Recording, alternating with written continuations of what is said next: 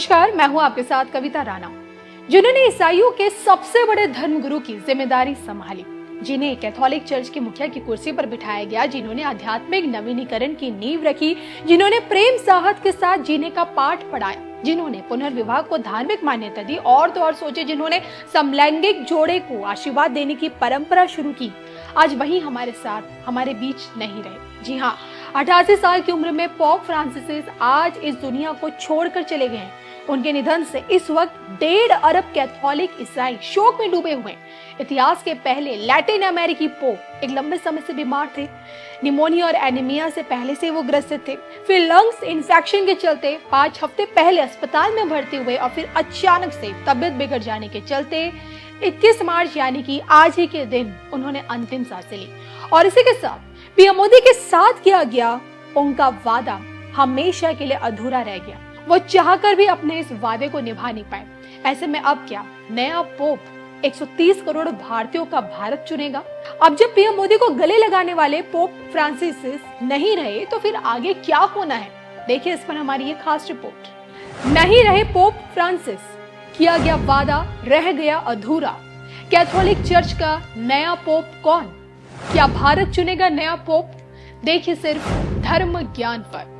सबको साथ लेकर चलने वाले पीएम मोदी सबके विकास की गारंटी देते हैं और अपनी इसी गारंटी के चलते अलग अलग धर्मगुरुओं से भी मिलते हैं। पिछले साल G7 शिखर सम्मेलन के हिस्से में पहुंचे पीएम मोदी की मुलाकात पोप फ्रांसिस से हुई और इसी मुलाकात में पोप फ्रांसिस ने प्रधानमंत्री नरेंद्र मोदी को गले भी लगाया और जिसकी तस्वीरें दुनिया भर में उसी वक्त वायरल हो गई। और इसी के साथ पीएम मोदी ने पोप फ्रांसिस को भारत आने का न्योता भी दिया, जिसे स्वीकारते हुए पोप फ्रांसिस ने भारत आने का वादा भी किया। हालांकि उनके निधन के चलते ये वादा हमेशा के लिए अधूरा रह गया। ईस्टर के एक दिन बाद पोप फ्रांसिस इस दुनिया को हमेशा के लिए छोड़कर चले गए और उनके निधन पर दुख जाहिर करते हुए देश के प्रधानमंत्री नरेंद्र मोदी का ट्वीट भी सामने आ चुका है। होली पोप फ्रांसिस के निधन से गहरा दुख हुआ है। इस दुख के समय में वैश्विक कैथोलिक समुदाय के प्रति मेरी हार्दिक संवेदनाएं। पोप फ्रांसिस को दुनिया भर के लाखों लोगों द्वारा हमेशा करुणा, विनम्रता और आध्यात्मिक साहस के प्रतीक के रूप में याद किया जाएगा। पोप फ्रांसिस के जाने के बाद सवाल उठने लगे हैं कि अगला पोप कौन, क्योंकि पोप चुनने की प्रक्रिया में सिर्फ 80 साल से कम उम्र वाले कार्डिनल ही वोटिंग में हिस्सा ले सकते हैं।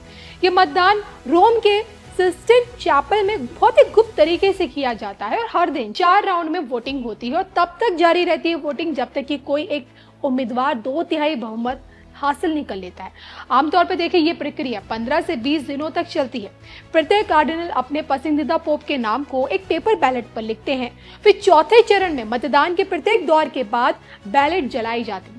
काले धुएं का मतलब साफ होता है कि कोई भी निर्णय अभी तक नहीं हुआ, जबकि सफेद धुआं ये संकेत देता है कि एक नया पोप चुन लिया गया है।